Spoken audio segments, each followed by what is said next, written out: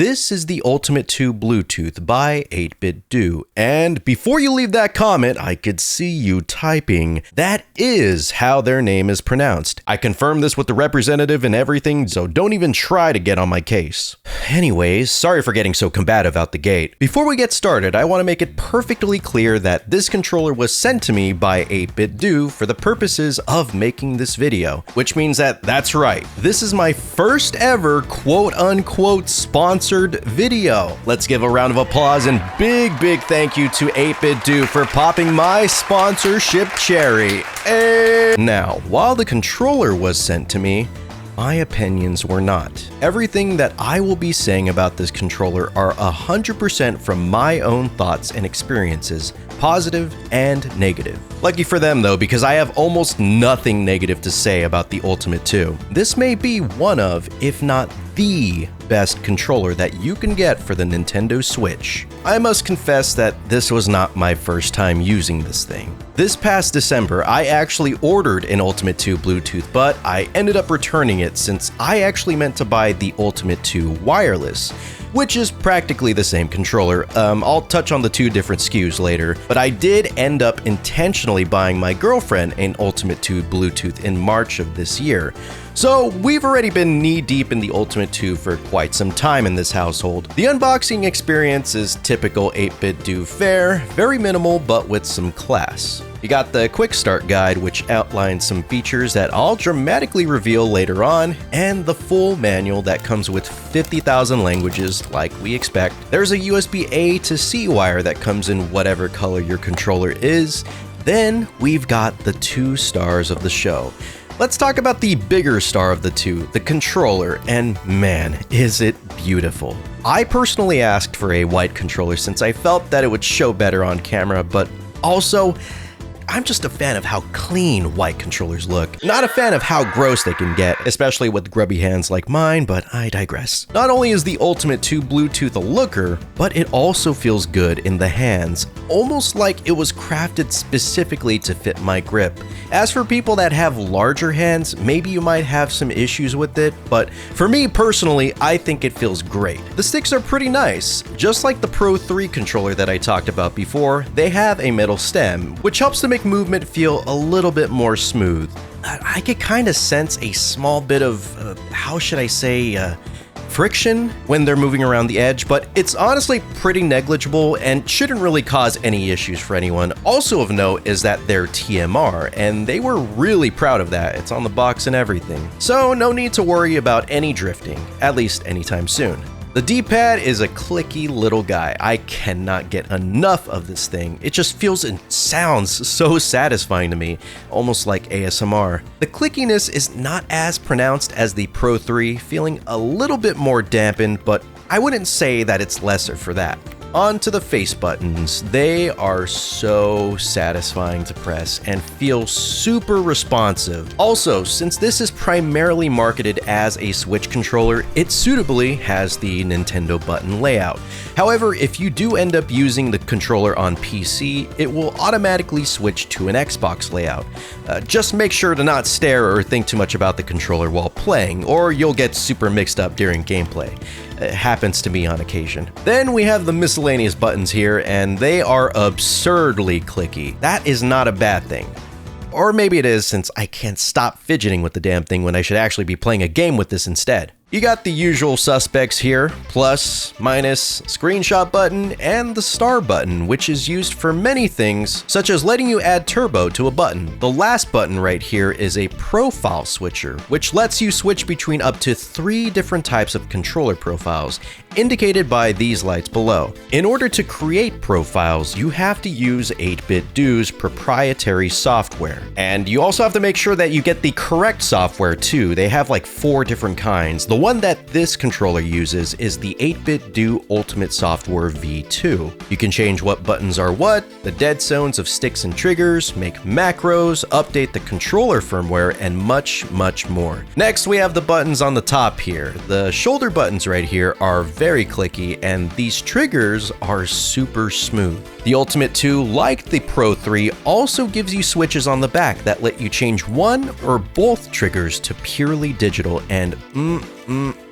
If clicky buttons were a type of food, this controller would be a freaking buffet. And that's not it for the buttons on the top. If you had your iconic detective magnifying glass out, you would have noticed another set of buttons. L4 and R4. And if you look at the back right here, there's also another set, PL and PR. These are all extra buttons that can be mapped to pretty much whatever you want by use of the star button or the 8-bit do software. In Zelda Breath of the Wild, I mapped one of the back buttons to the run button so I could keep my thumb strictly for just the jump button. For L4 and R4, I specifically mapped them to be for item switching in Dead Rising Deluxe Remaster. Considering those buttons are set to the D-pad, this mapping actually allowed me to optimally switch between my weapons without having to stop myself dead in my tracks. Outside of very specific use cases, I tend to not use these buttons, but for those power users who love to get into their customization and get the most out of their controllers, they will get a kick out of those.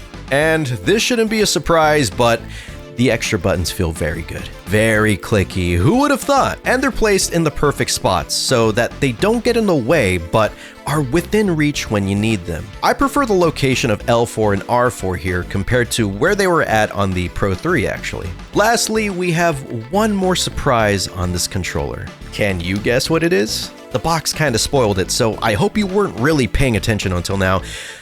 Ta-da! A built-in battery drainer. The stick gates have lights built into them, and they're quite nice. They're bright, colorful, and customizable. Pressing the star button lets you cycle through different types of lighting. Holding down the star button and pressing left or right on the D-pad lets you change the colors of that style, while up and down changes the brightness. And using 8-bit do's controller software, you can make your own custom styles and colors. It's cool, but it feels more like a party trick than anything. Honestly, I'd probably prefer to keep this off just to save battery for the more important things, you know, like playing the game. We talked about practically every big thing for the controller, so how about we address the elephant in the room and talk about that weird shape staring at us in the background. Just like the Pro 3, the Ultimate 2 Bluetooth comes with a dock that you can charge your controller with. Just place it there, the pogo pins will align with the plates on the controller, and it'll start juicing up. There's a light at the bottom of the dock to indicate charging, and then it turns off when it's done. The light is cool and fancy, but I found it a bit too bright at night when I'm trying to sleep, so keep that in mind if you plan to have it charging in like your bedroom or whatever. Just like the Pro 3's dock, the dongle for the controller is cleverly integrated into it, hiding behind this cover underneath the dock. It's a small little thing that connects via USB-C.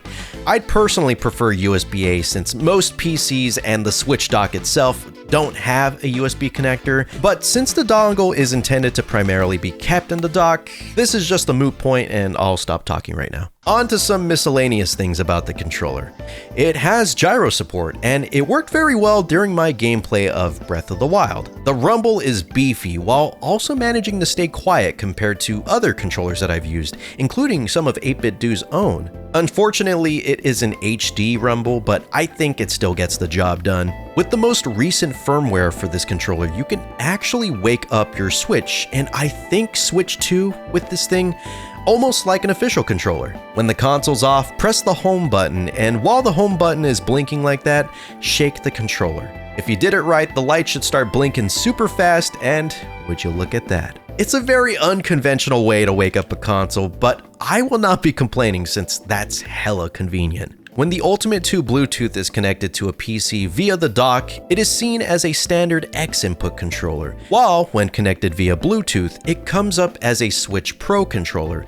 I have some issues with this since when you're an X input, you can't use the gyro or map things to the extra buttons via Steam. The gyro issue can kinda be solved by connecting with Bluetooth, but you lose access to both the analog triggers and the benefits that a 2.4G connection gives you. No matter how you connect, you will always lose something.